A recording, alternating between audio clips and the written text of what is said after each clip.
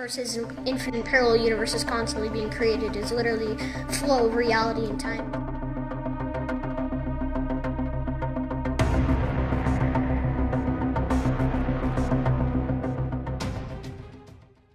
Le CERN, ou Organisation européenne pour la recherche nucléaire, a été fondé en 1954 en Suisse par 12 pays membres.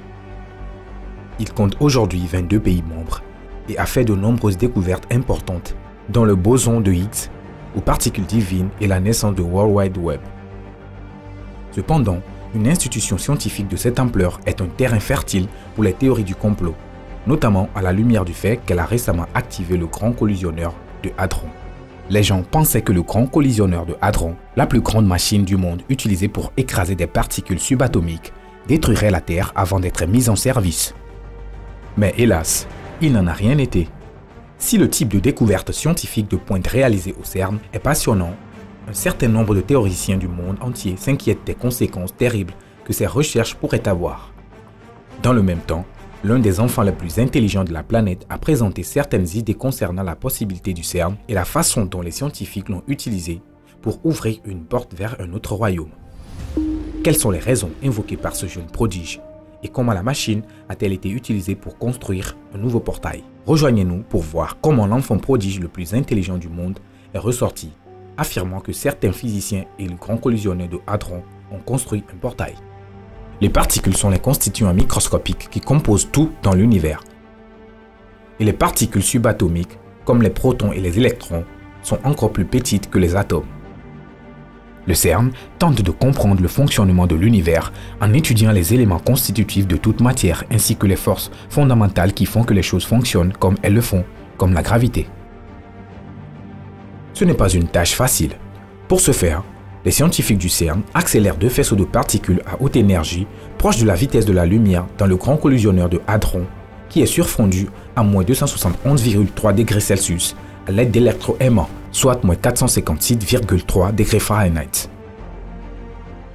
Lorsque les particules atteignent la vitesse appropriée, elles entrent en collision et les scientifiques et physiciens observent les résultats. Ces tests ont établi l'existence du boson de Higgs et amélioré notre compréhension des neutrinos, qui sont des particules neutres.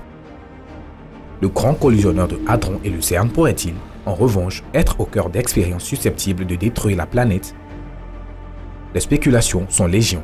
Lorsque le collisionneur a connu des revers et des retards au début des années 2000, certains ont émis l'hypothèse qu'un voyageur du futur venait dans le passé pour l'endommager volontairement en fait d'éviter un désastre. Ce prétendu voyageur a tout tenté, jusqu'à envoyer un oiseau voyageur du temps avec une baguette de pain. Mais le collisionneur a quand même été activé en 2012. L'univers est si compliqué que les gens seront surpris par sa beauté s'ils s'arrêtent pour regarder tout ce qui se passe là-haut. La science n'a commencé que récemment à comprendre l'univers. Auparavant, elle ne faisait que grignoter un fragment de la réalité et les découvertes qui peuvent être faites sont bien plus étonnantes que ce que l'on pourrait imaginer.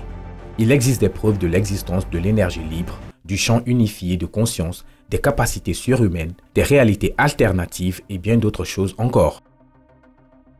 Cependant, la grande majorité des gens trouvent ces informations incompréhensibles et ne croient pas qu'un enfant puisse jamais tout comprendre.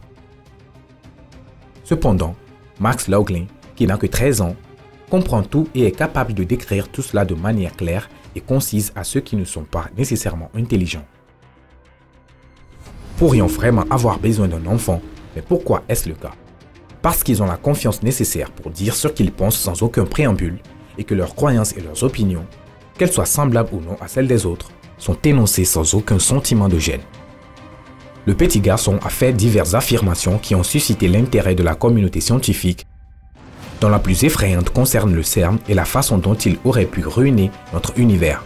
Max Lauglin, surnommé le jeune homme le plus intelligent du monde et considéré comme un petit génie, a stupéfié le monde par ses capacités intellectuelles exceptionnelles. Avec son frère, il a fondé une plateforme visant à influencer le changement social par l'innovation. Il est aujourd'hui le PDG de l'entreprise. Il a ensuite créé l'Energy Horizon Gathera, une source d'énergie sans fil, renouvelable et peu coûteuse. Un système qui peut fournir toute l'énergie nécessaire sans avoir recours au pétrole, au charbon ou à l'énergie solaire. Les avancées technologiques innovantes de Lugan lui ont valu de faire partie du prestigieux jury du World Science Festival de Brisbane, en Australie. Cependant, Max affirme que le CERN est responsable de la destruction de notre univers et que nous vivons maintenant dans un univers parallèle extrêmement proche de celui d'où nous venons. De plus, ce jeune prodige affirme que de nombreux univers parallèles sont créés en nombre illimité. Selon l'idée d'univers parallèle infini de Max, la réalité de cet univers peut ne pas être la même que celle de l'univers suivant, et tout est différent. Max a poursuivi en expliquant que dans chaque réalité, nous sommes projetés dans un nombre infini de réalités parallèles. Il a dit, nous avions une ligne de temps originale, mais l'anomalie s'est immédiatement produite pendant l'expérience. Nous avons été infiniment catapultés dans un nombre infini d'univers parallèles. Comme nous le disons, une réalité bascule dans un autre univers quelque part en cours de route. Cette représentation d'univers illimité est notre réalité actuelle. Il est probable que les scientifiques du CERN aient remarqué cette anomalie dans le continuum espace-temps. Après avoir découvert l'anomalie, ils ont modifié ces événements classiques, prouvant ainsi que la réalité n'est pas ce que nous pensons. Cette idée corrobore les rapports selon lesquels l'Organisation européenne pour la recherche nucléaire travaille à la création de portails et à des modifications pour connecter l'univers.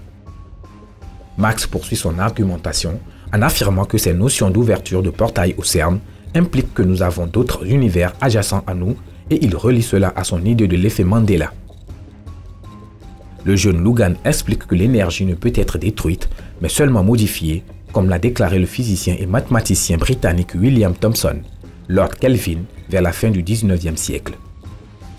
Par conséquent, lorsque notre univers a été détruit, il a été projeté dans un autre univers qu'il qualifie de miroir. Il y a un univers parallèle qui est très similaire au nôtre, avec juste quelques petites déviations. En conséquence, notre univers a fusionné avec l'univers miroir.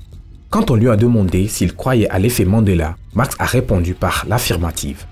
L'effet Mandela se produit lorsqu'un grand nombre de personnes croient qu'un événement s'est produit alors qu'il ne l'a pas fait, ce qui explique pourquoi la théorie des petits génies semble être vraie.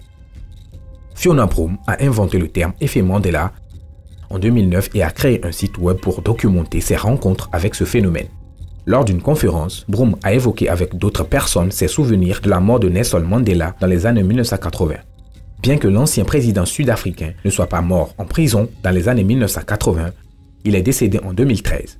Cependant, lorsque Madame Broom a parlé avec d'autres personnes de ses souvenirs de la mort de Nelson Mandela, elle a appris qu'elle n'était pas seule. Plusieurs personnes se sont également souvenues à avoir regardé la couverture télévisée de sa mort, y compris un discours prononcé par sa veuve. Broom a été surprise par ce développement, car de nombreuses personnes se souvenaient du même incident, avec autant de détails, alors qu'il ne s'était jamais produit. C'est ce que l'on appelle l'effet Mandela, et cela confirme l'hypothèse de Max Laughlin selon laquelle nous vivons dans une extension alternative de notre univers. D'autres théories prétendent que le CERN est responsable des tremblements de terre en transportant du plasma à grande vitesse de la Suisse à l'Italie, en ouvrant des portails vers l'enfer ou d'autres dimensions et en modifiant le monde dans une ligne temporelle alternative. Le CERN a même déclaré en 2015 qu'il avait tenté de produire de petits trous noirs afin que les scientifiques puissent étudier l'antimatière. Le CERN affirme que ses recherches, y compris celles sur les petits trous noirs, sont totalement sûres, mais certains théoriciens pensent qu'elles pourraient provoquer l'effondrement de l'univers tout entier.